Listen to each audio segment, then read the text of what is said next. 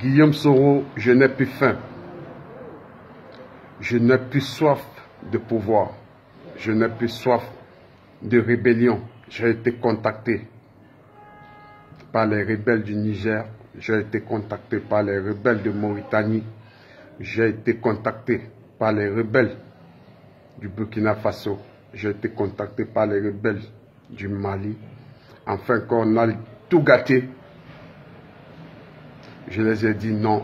Nous pourrons aussi utiliser la voie du dialogue. Enfin, que les gens comprennent que le temps est passé et nous avons compris de nos erreurs.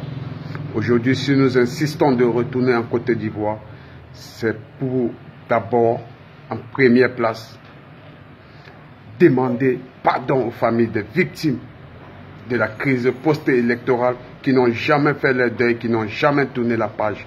Aujourd'hui, nous décidons de les approcher, de les indemniser si cela est nécessaire, afin qu'on fait un deuil national et une communion nationale, afin de tourner la page tous ensemble. Mais beaucoup pensent que j'ai appelé le président Alassane Ouattara tout simplement parce que les élections sont en train d'approcher et je veux qu'il contribue afin que je pose ma candidature pour des élections 2025. J'ai dit non, ce n'est pas ma priorité, ce n'est pas ma préoccupation. Demander pardon à la nation ivoirienne est une préoccupation pour moi et c'est très nécessaire. Et enfin, si les gens ont besoin de mon service, j'apporte ma contribution pour faire élever la Côte d'Ivoire et l'Afrique tout entière.